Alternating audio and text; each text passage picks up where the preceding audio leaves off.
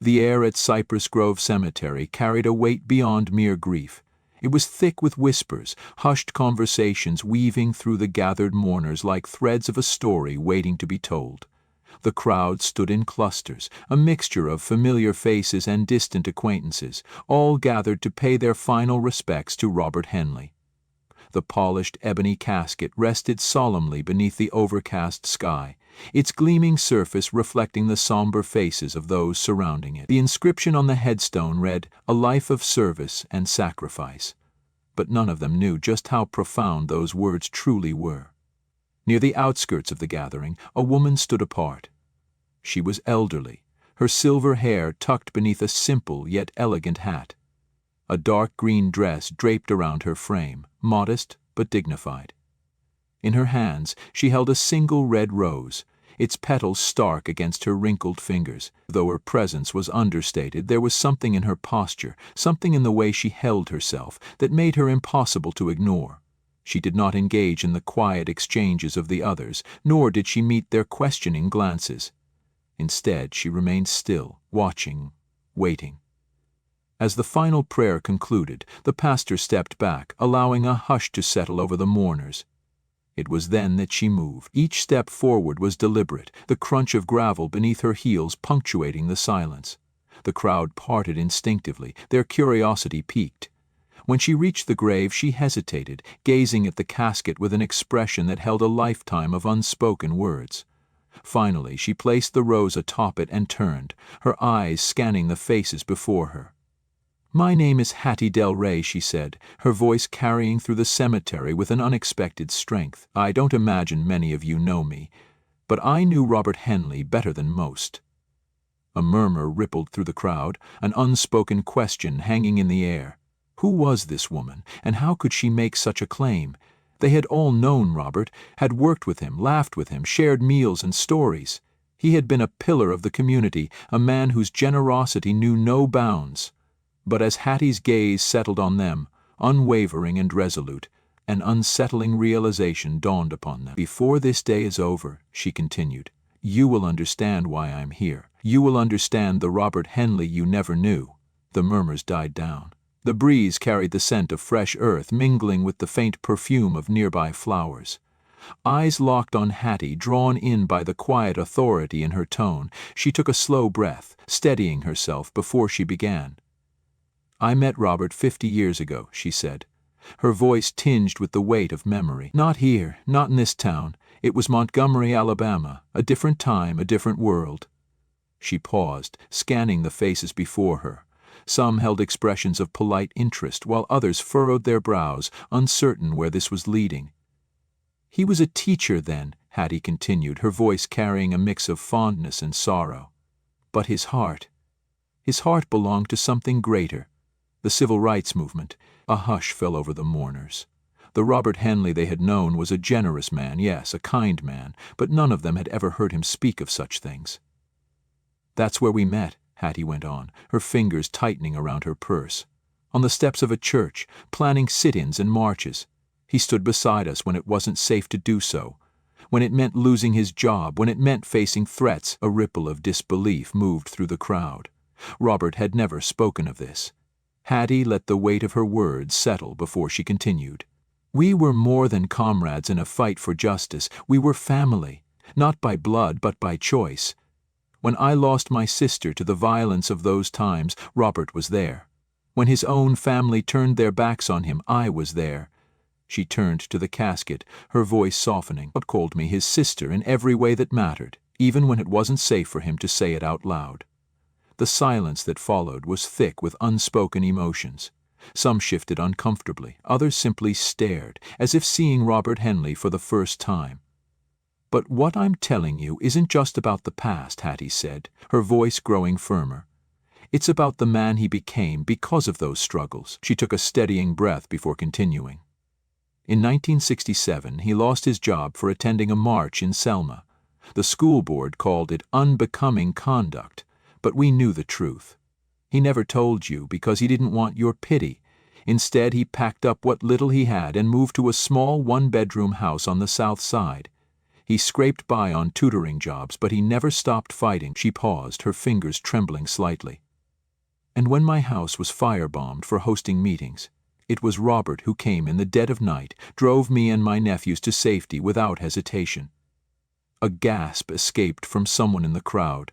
This was not the Robert Henley they had known. The man they had honored in charity galas and community events had been a quiet philanthropist, not a fighter, not a man who risked everything for others. Hattie reached into her purse and carefully unfolded a worn piece of paper. "This," she said, holding it up, "is a letter he wrote to me in 1972. She cleared her throat before reading aloud, her voice thick with emotion. "Hattie, you are the sister I chose when life gave me none.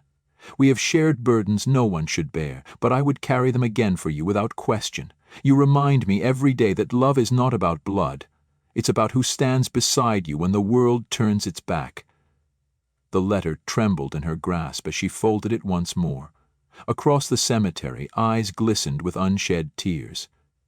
"Robert never turned his back on anyone," she said, her voice breaking slightly. "Not when it cost him his career, his home, his peace." She looked out over the faces before her. "But how many of you here knew any of this? How many of you ever asked?" The silence was deafening. Patty took a deep breath.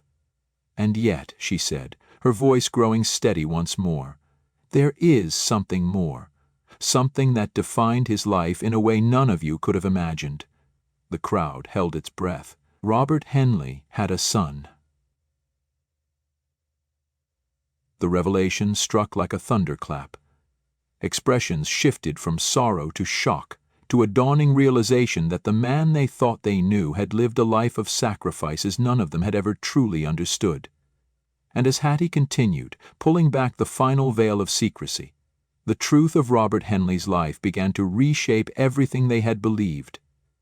The hush that settled over the mourners at Cypress Grove Cemetery was thick with revelation. The gentle rustle of leaves and the distant chirping of birds were the only sounds filling the silence left in the wake of Hattie DeLay's words. The air was tense, as if the very weight of truth had pressed itself into the soil beneath their feet. Eyes darted between the tall, broad-shouldered man now standing beside Hattie and the polished casket resting in the earth, the final resting place of Robert Henley. "Samuel." "Robert's son." Murmurs rippled through the crowd, some whispering in disbelief, others in quiet recognition of the truth that had been laid bare. Hattie's eyes swept over the faces of the mourners, unflinching, resolute. She had come here with a purpose, and that purpose was nearly fulfilled. "I was there when Samuel was born," Hattie said, her voice steady. "Robert made sure that boy never went without. He paid for his schooling, wrote letters every week, visited whenever he could, always under the cover of darkness. He gave his son everything he never had growing up. A father's love, even if it had to be a quiet love." Samuel took a step forward, his presence commanding yet humble. "Thank you," he said quietly, his deep voice thick with emotion. "For everything."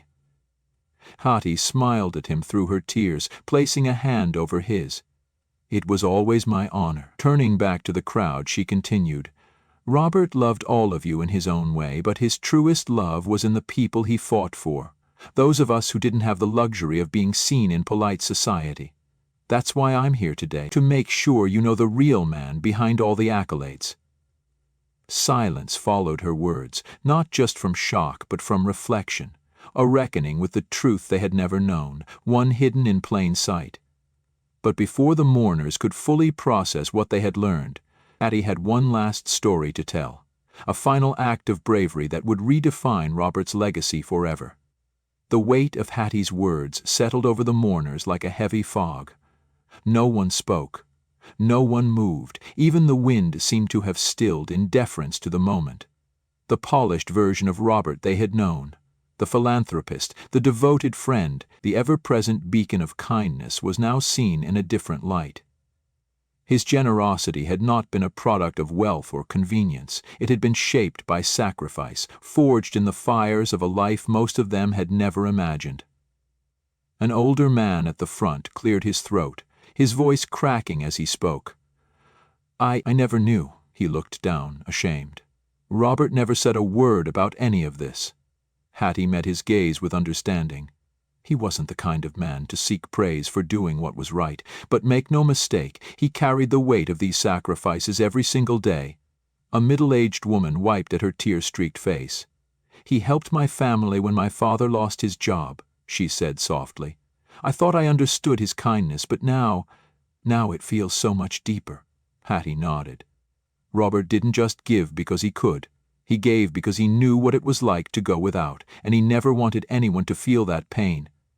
A young man near the back clenched his fists, his voice trembling. "It's not fair," he said. "He deserved to be celebrated for everything, not just the parts we wanted to see." Hattie placed a hand over her heart. "You're right, but Robert wasn't a man who cared about recognition. He cared about impact. And his greatest legacy isn't in the plaques or the accolades. It's in the lives he touched. Yours, mine, Samuel's." Samuel stepped forward again, his voice steady. "My father always told me that the measure of a person isn't in what they leave behind in things. It's in what they leave behind in people. And standing here today, I see that he left behind more than I ever imagined." The crowd shifted. The grief remained, but it had transformed into something else, something heavier, a sense of duty, of responsibility. The weight of understanding that the man they had come to mourn was more than just a well-respected figure. He was a force for change, even at great personal cost. But Hattie had one last story to tell. She took a deep breath, steadying herself. 2 months before Robert passed, she began. "He called me. He wasn't well, but his spirit hadn't faltered.